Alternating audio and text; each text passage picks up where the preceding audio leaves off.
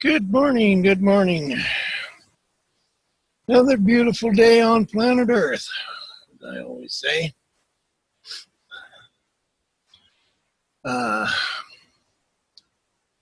We're going to be continue reading the Celestine Prophecy by James Redfield.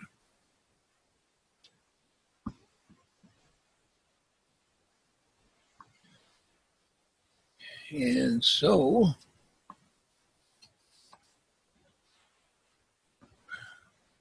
this is July the 6th, Saturday, and I will continue reading where I left off.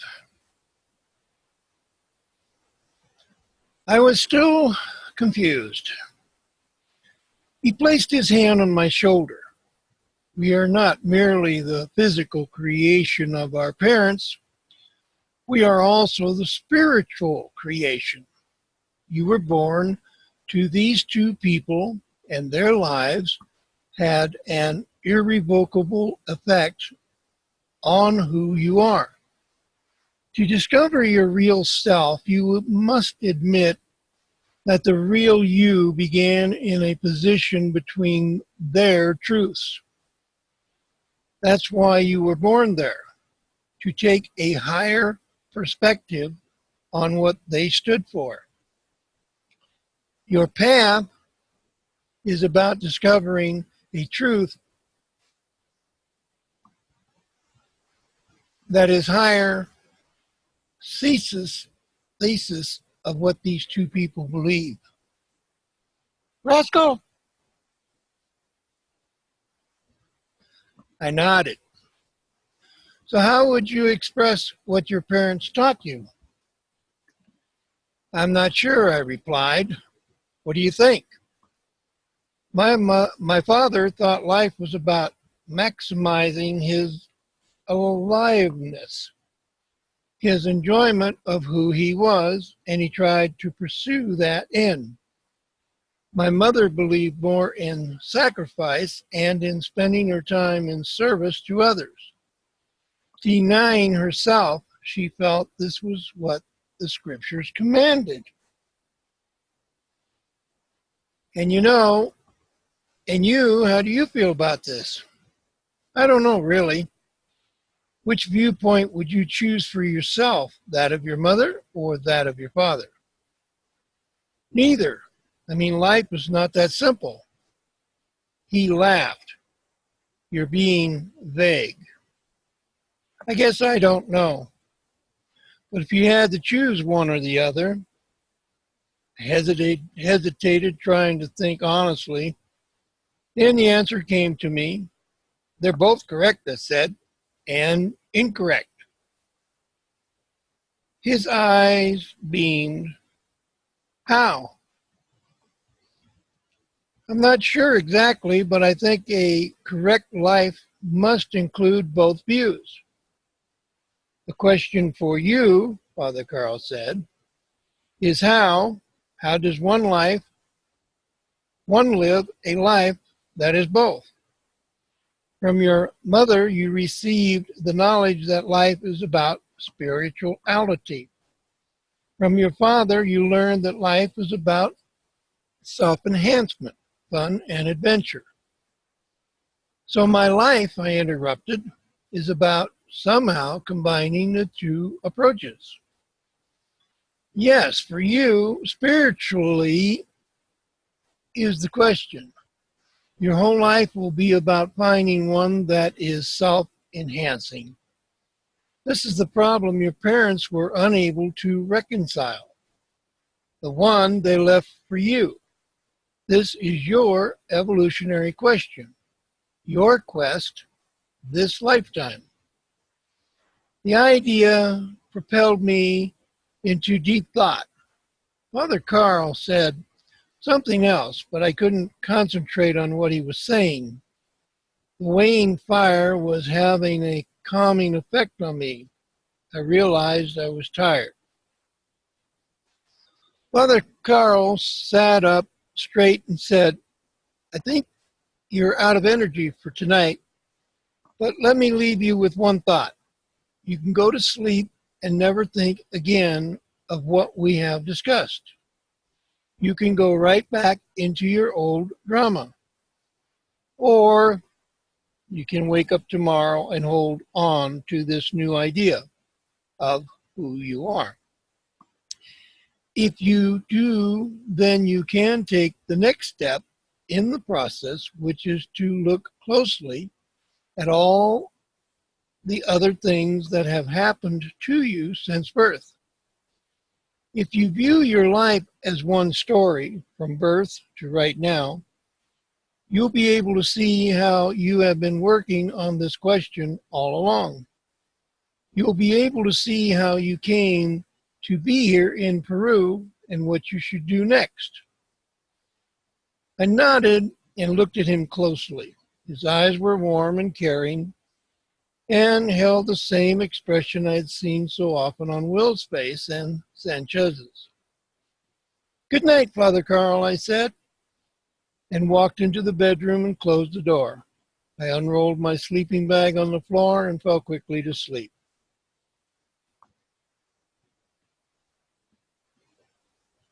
Just a minute, I'll be right back.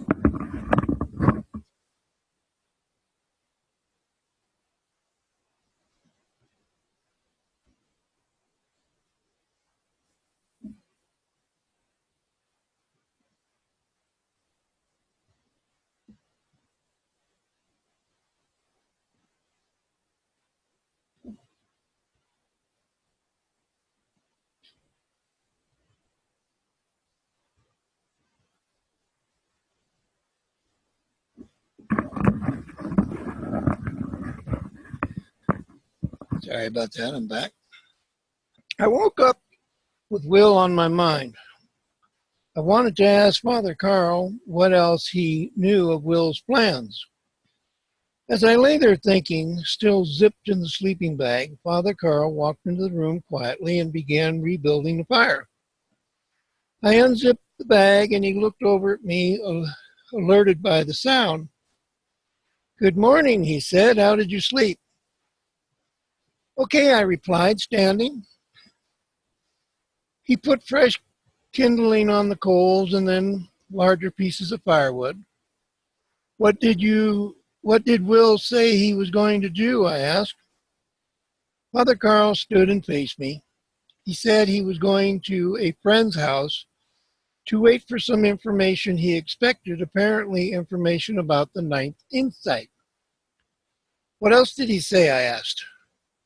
Will told me that he thought Father Sebastian intends to find the last insight himself and seems to be close. Will thinks that the person who controls the last insight will determine whether the manuscript ever becomes widely distributed and understood. Why? I'm not sure, really. Will was one of the first to ever collect and read the insights. He may understand them better than any man alive. He feels, I think, that the last insight will make all the others become more clear and accepted. "You think he's right?" I asked. "I don't know," he replied. "I don't understand as much as he does. All I understand is what I'm supposed to." "What is that?" He paused momentarily, then replied, "As I said before, my truth is to help people discover who they really are. When I read the manuscript, this mission became clear to me. The sixth insight is my special insight. My truth is helping others grasp this insight, and I'm effective because I've gone through the process myself." "What was your control drama?" I asked. He looked at me with amusement. "I was an integrator. You controlled people by finding something wrong with the way they lived their lives." "That's right. My father was a poor me and my mother was aloof. They completely ignored me. The only way I could get any attention, energy, was to pry into what they were doing and then point out something wrong with it. And when did you work through this trauma? About 18 months ago, when I met Father Sanchez and began to study the manuscript. After I really looked at my parents, I realized what my experience with them was preparing me to do. You see, my father stood for accomplishment. He was a very goal-orientated. He planned his time to the minute and judged himself according to how much he got done. My mother was very intuitive and mystical. She believed that each of us received spiritual guidance and that life was about following this direction. What did your father think about that? He thought it was crazy. I smiled but said nothing. Can you see where that left me? Father Carl asked. I shook my head. I couldn't quite grasp it. Because of my father, he said, I was sensitized to the idea that life was about accomplishment, having something important to do and getting it done. But at the same time, my mother was there to tell me life was about inner direction and intuitive guidance of some sort. I realized that my life was synthesis of both viewpoints. I was trying to discover how we are guided inwardly toward the mission only we can do, knowing it is of supreme importance to pursue this mission if we are to feel happy and fulfilled. I nodded, and he continued. You can see why I was excited about the sixth insight. As soon as I read it, I knew that my work was to help people get clear so that they could develop this sense of purpose. Do you know how Will got on the path he's on? Yes, he shared some of this information with me. Will's drama was to be aloof, like yours. Also, as in your case, each of his parents was an interrogator, and each had a strong philosophy they wanted Will to adopt. Will's father was a German novelist who argued that the ultimate destiny of the human race was to perfect itself.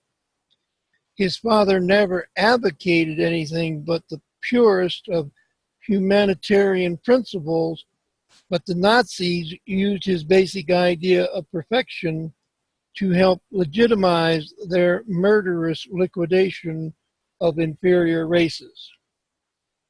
The corruption of his theme destroyed the old man and led him to move to South America with his wife and Will. His wife was Peruvian, who grew up in America and was educated there. She was a writer too, but she was basically Eastern in her philosophical beliefs. She held that life was about reaching an enlightenment, a higher consciousness marked by peace of mind and detachment from the things of the world. According to her, life was not about perfection. It was about letting go of the need to perfect anything, to go anywhere.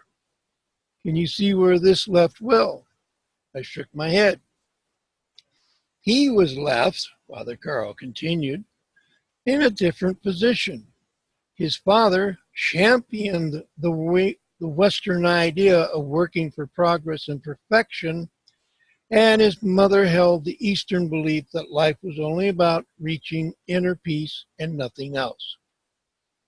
These two people had prepared Will to work on integrating the main philosophical differences between the Eastern and the Western culture. Although he didn't know it at first, his first became an engineer dedicated to progress and then a simple guide who sought peace by bringing people to the beautiful, inwardly moving places in this country. But searching out the manuscript awakened all this in him. The insight speaks directly to his main question. They reveal that the thought of both East and West can indeed be integrated into a higher truth.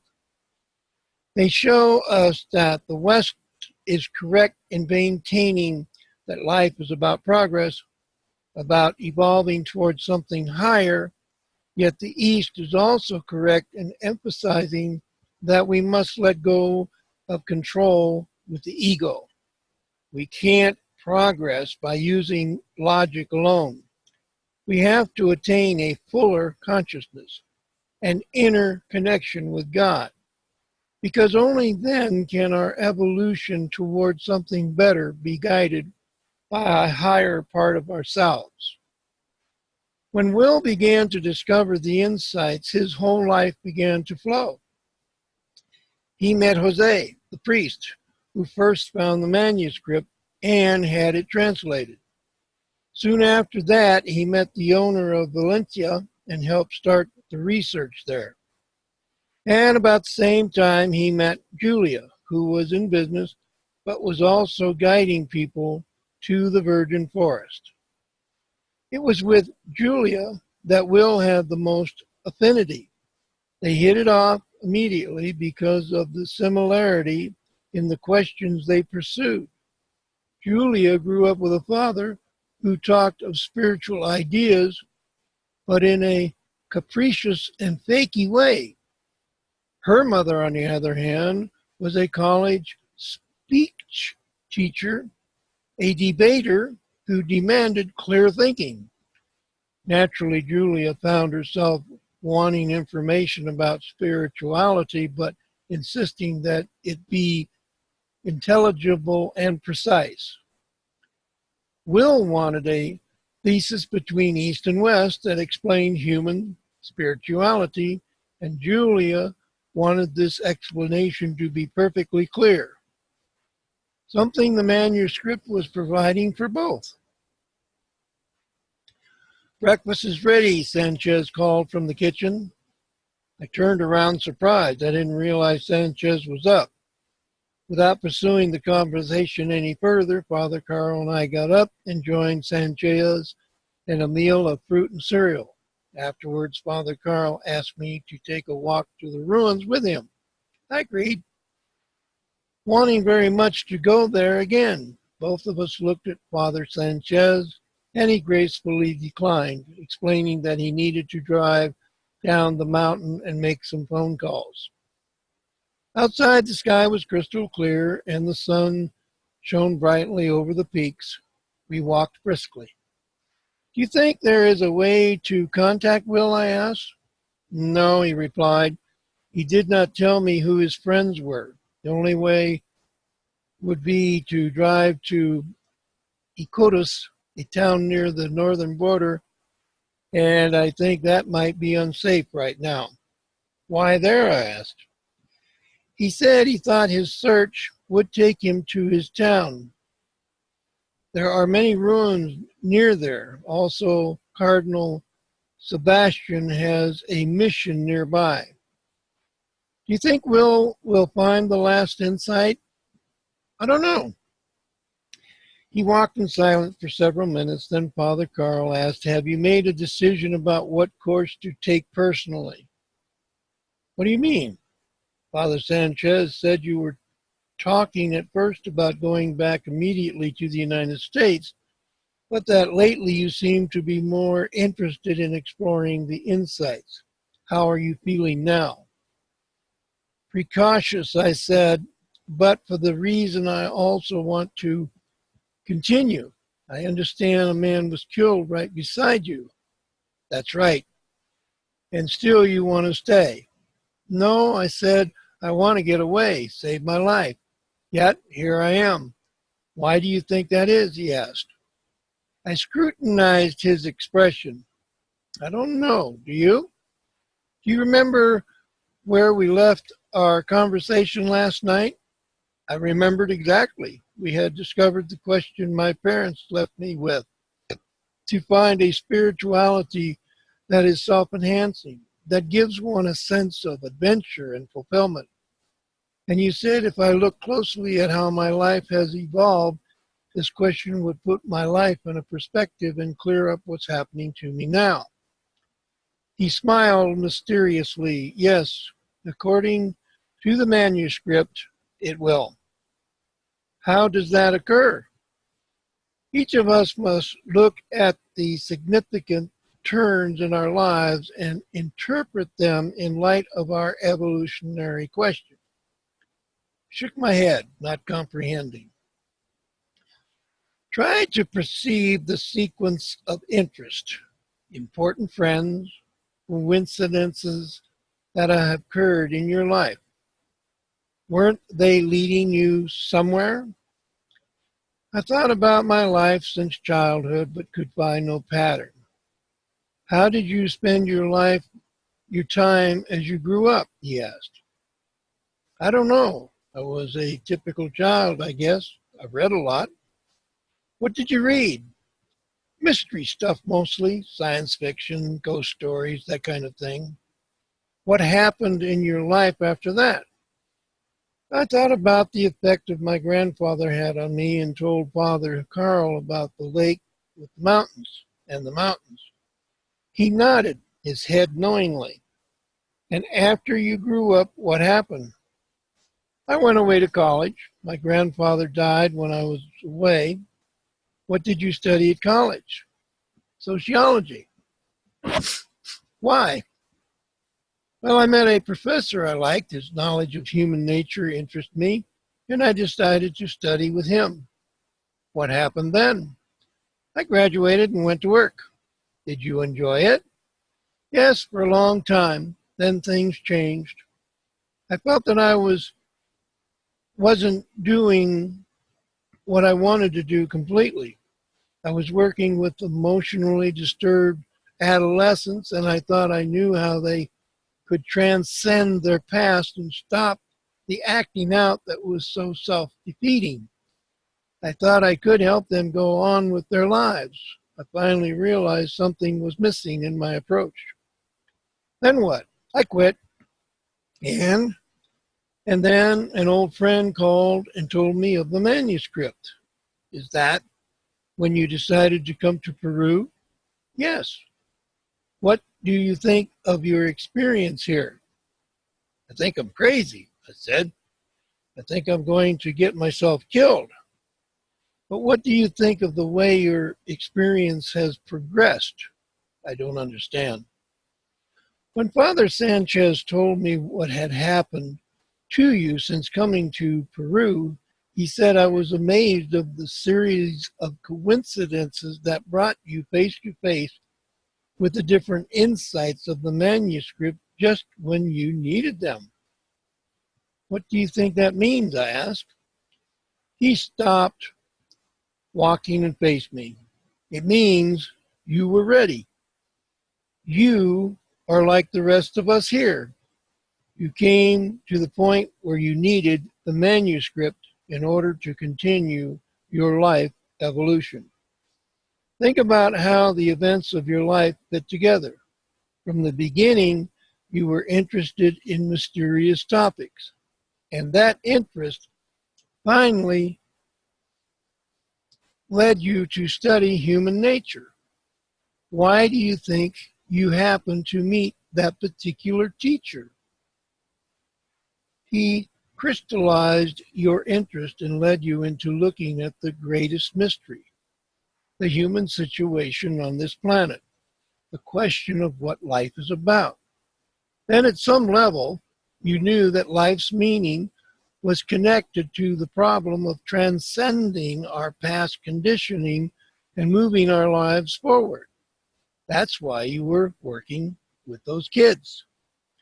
But as you can understand now, it has taken the insights to clear up what was missing in your technique with those youths. In order for emotionally disturbed children to evolve, they have to do what we all have to do. Get connected with enough energy to see through their intense control drama, what you call acting out, and go forward in what turns out to be a spiritual process, a process you have been trying to understand alone. See the higher perspective on these events. All the interest that led you toward in your past, all these stages of growth were just preparing you to be here.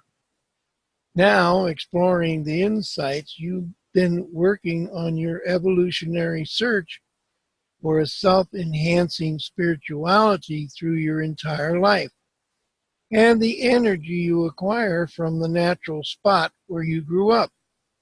An energy your grandfather was trying to show you finally gave you the courage to come to Peru. You are here because this is where you need to be to continue the evolution. Your whole life has been a long road leading directly to this moment. He smiled. When you fully integrate this view of your life, you will have achieved what the manuscript calls a clear awareness of your spiritual path. According to the manuscript, we all must spend as much time as necessary going through this process of clearing your past. Most of us have a control drama we have to transcend, but once we do, we can comprehend the higher meaning for why we were born to our particular parents, and what all the twists and turns of our lives were preparing us to do. We all have a spiritual purpose, a mission that we have been pursuing without being fully aware of it. And once we bring it completely into consciousness, our lives can take off. In your case, you've discovered this purpose. Now you must go forward, allowing the coincidences to lead you into a clearer and clearer idea of how to pursue this mission from this point on. What else you must do here? Since you've been in Peru, you've been riding along on Will's energy and Father Sanchez's. Now it's time to learn to evolve by yourself, consciously. He was about to tell me something more, but we both distracted by the sight of Sanchez's truck racing up behind us. He pulled alongside and rolled down his window. "What's wrong?" Father Carl asked. "I must return to the mission as soon as I get packed," Sanchez said. "Government troops are there. And Cardinal Sebastian."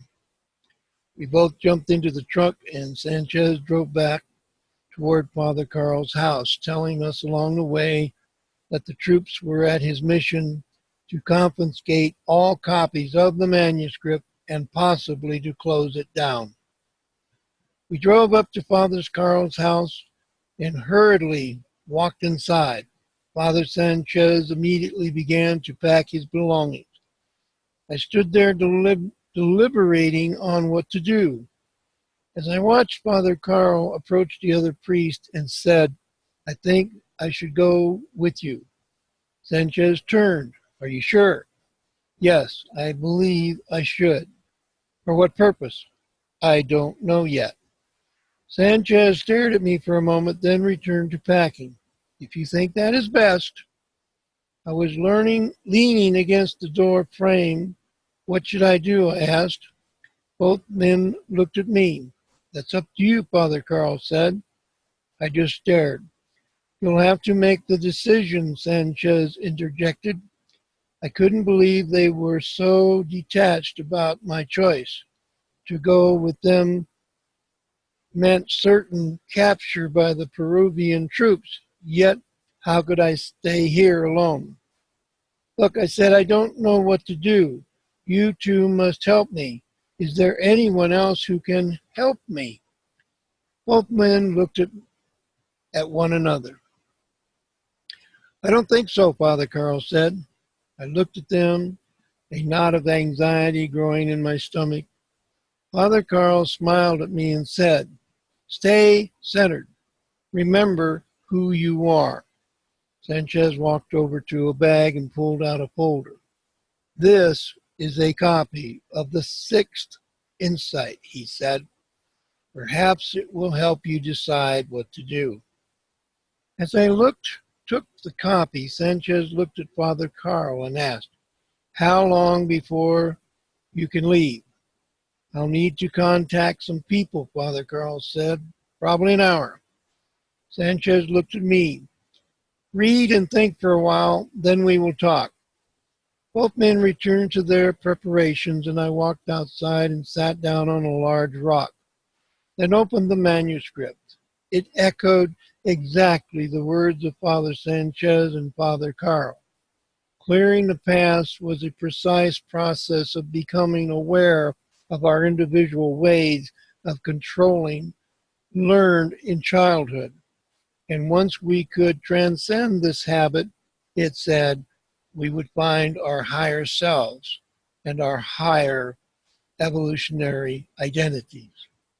I read the entire text in less than 30 minutes, and when I finished, I finally understood the basic insight. Before we could fully enter the special state of mind that so many people were glimpsing, the experience of ourselves moving onward in life, guided by mysterious coincidences, we had to wake up to who we really were. At that moment, Father Carl walked around the house, spotted me, and came to where I was sitting. "Have you finished?" he asked. His manner was warm and friendly as usual. "Yes." "Do you mind if I sit here with you for a moment?" "I wish you would." He positioned himself to my right, and after a period of silence, asked, "Do you understand that you are on your path of discovery here?" "I guess, but not, but now what?" "Now you must really believe it." "How? When I feel this afraid?" "You must understand what is at stake. The truth you are pursuing is as important as the evolution of the universe itself, or it enables evolution to continue. Don't you see, Father Sanchez told me of your vision of evolution on the ridgetop? You saw how matter evolved from the simple vibrations of hydrogen all the way to humankind. You wondered how humans carried on this evolution. You have now discovered the answer. Humans are born into the historical situation and find something to stand for. They form a union with another human being who also has found some purpose. The children born to this union then reconcile these two positions by pursuing a higher thesis, guided by the coincidences. As I'm sure you learned in the fifth insight, each time we fill up with energy and a coincidence occurs to lead us forward in our lives, we institute this level of energy in ourselves, and so we can exist in a higher vibration. Our children take our level of vibration and rise it even higher. This is how we, as humans, continue evolution. The difference now with this generation is that we are ready to do it consciously and to accelerate the process. No matter how afraid you become, you now have no choice. Once you learn what life is about, there is no way to erase the knowledge. If you try to do something else with your life, you will always sense that you are missing something. But what do I do now? I don't know. Only you know that, but I suggest you first try to gain some energy. Father Sanchez rounded the corner of the house and joined us, carefully avoiding eye contact or noise as if he desired not to interrupt. I tried to center myself and to focus on the rock peaks that encircled the house. I took a deep breath and realized that I had been totally self-absorbed since coming outside, as if I had tunnel vision. I had cut myself off from the beauty and majesty of the mountains. As I gazed out at the surroundings, consciously trying to appreciate what I was seeing, I began to experience that now familiar feeling of closeness. And suddenly, everything seemed to exhibit more presence and to glow slightly. I began to feel lighter. My body was more buoyant. I looked at Father Chan Says and then at Father Carl. They were gazing intensely at me, and I could tell they were observing my energy field. How do I look? I asked. You look as if you feel better, Sanchez said. Stay here and increase your energy as much as possible. We have about 20 more minutes of packing. He smiled wearily. After that, he continued, you will be ready to begin. The next chapter, engaging the flow. The two priests walked back to the house, and I spent several more minutes observing the beauty of the mountains in an attempt to gain more energy. Then I lost my focus and drifted absently into a revere about Will. Where was he? Was he close to finding the ninth inset? I imagined him running through the jungle, the ninth insight in his hand, troops everywhere pursuing. I thought of Sebastian orchestrating the chase, yet in my daydream it was clear that Sebastian, even with all his authority, was wrong, that he misunderstood something about the impact the insights would have on people. I felt that someone could persuade him to take a different view. If only we could discover what part of the manuscript threatened him so. I muzzled over this thought. Marjorie popped into my mind. Where was she? I pictured seeing her again. How might that happen? The sound of the front door closing brought me back to reality. I felt weak and nervous again. Sanchez walked around the house toward where I was sitting. His pace was quick and purposeful. He sat down beside me, then asked, have you decided what to do? I shook my head. You don't look very strong, he said. I don't feel very strong. Perhaps you're not being very systematic in the way you build your energy. What do you mean? Let me offer you the way that I personally gain energy. Perhaps my method will help you as you create your own procedure. I nodded for him to go on. The first thing I do, he said, is to focus on the environment around me as I think you do also. Then I try to remember how everything looks when I'm being filled with energy. I do this by recalling the presence everything displays, the unique beauty and shape of everything, especially plants, and the way colors seem to glow and appear brighter. Do you follow me? Yes. I try to do the same thing.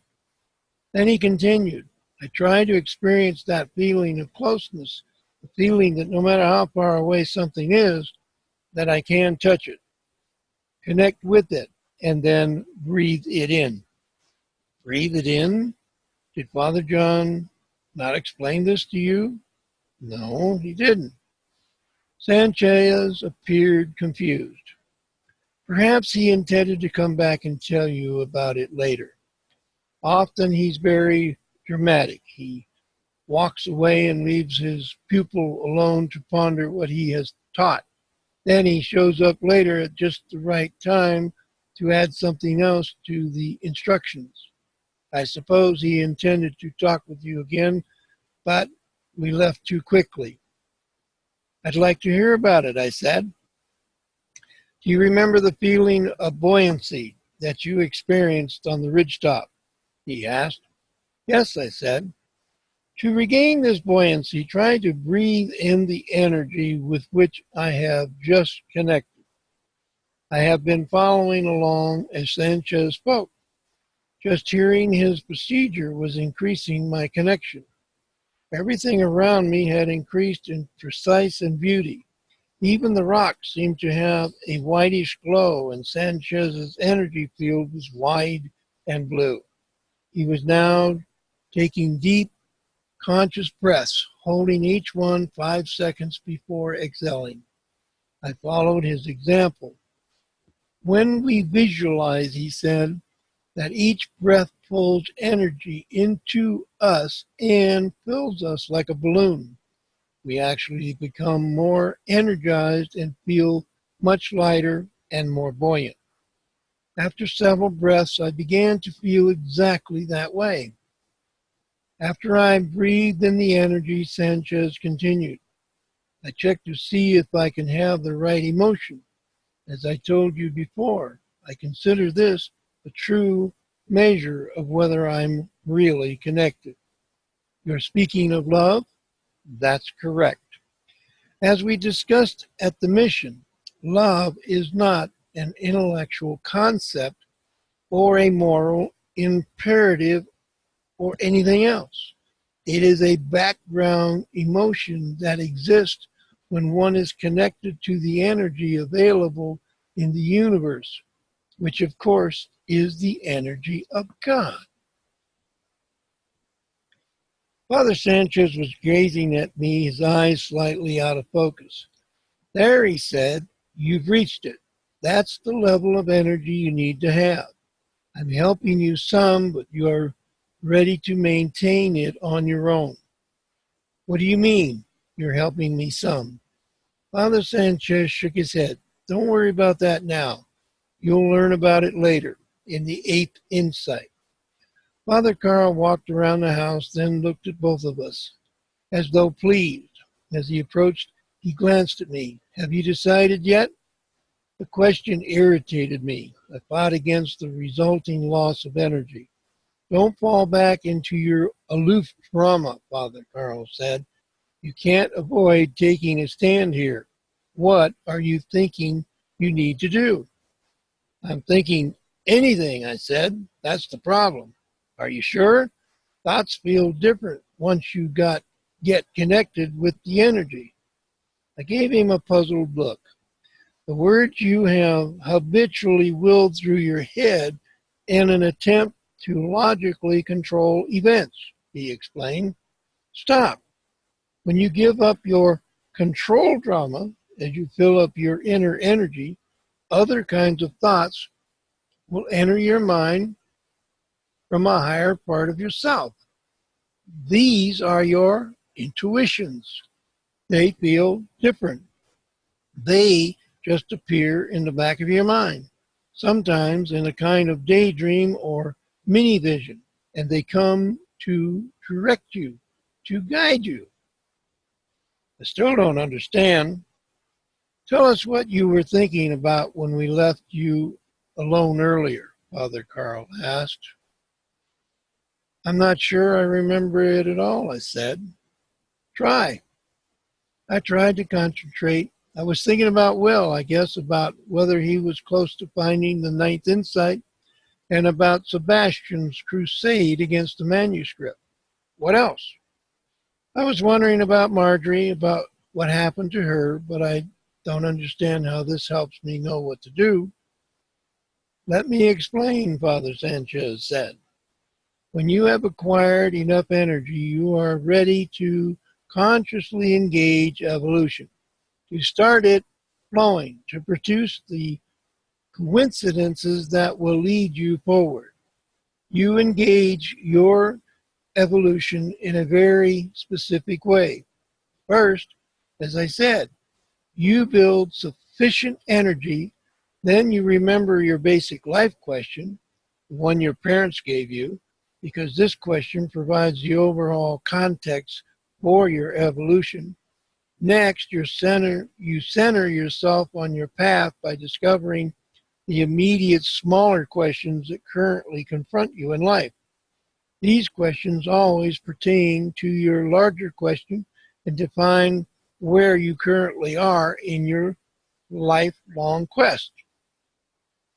Once you become conscious of the questions active in the moment, you always get some kind of initiative direction of what to do, of where to go. You get a hunch about the next step. Always the only time this will not occur is when you have the wrong question in mind. You see, the problem in life isn't in receiving answers. The problem is identifying your current questions. Once you get the questions right, the answers always come. After you get an intuition of what might happen next, he continued, then the next step is to become very alert and watchful. Sooner or later, coincidence will occur to move you in a direction indicated by the institution. You follow me? You follow me? I think I do. So, he continued, don't you think those thoughts of Will and Sebastian and Marjorie are important? Think about why these thoughts are coming now. Considering the story of your life, you know that you came out of your family wanting to find out how to make the spiritual life an inwardly self-enhancing adventure, right? Yes. Then as you grew up, you became interested in mysterious topics and you studied sociology and worked with people. Although you didn't yet know why you were doing these things, then as you began to wake up, you heard about the manuscript and came to Peru and found the insights one by one. And each has taught you something about the kind of spirituality you seek. Now that you've become clear, you can become super conscious of this evolution by defining your current questions and then watching the answers come. I just looked at him. What are your current questions, he asked. I guess I want to know about the other insights, I said. Especially, I want to know if Will is going to find the ninth insight. I want to know what happened to Marjorie, and I want to know about Sebastian. And what were your intuitions suggesting about these questions? I don't know. I think of seeing Marjorie again, and of Will running with troops chasing him. What does it mean? Where was Will running? In the jungle. Perhaps that indicates where you should go. Intuitus is in the jungle. What about Marjorie? I saw myself seeing her again. And Sebastian? I fantasized that he was against the manuscript because he misunderstood, that his mind could be changed if one could find out what he was thinking and what exactly he feared about the manuscript. Both men looked at each other in total amazement. What does it mean? I asked. Father Carl replied with another question. What do you think? For the first time since the ridgetop, I was beginning to feel fully energized again and confident. I looked at them and said, I guess it means I should go toward the jungle and try to discover which aspects of the manuscript the church dislikes. Father Carl smiled. Exactly. You can take my truck. And with that,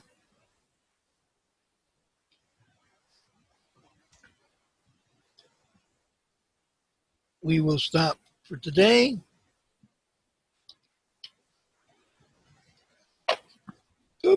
And we will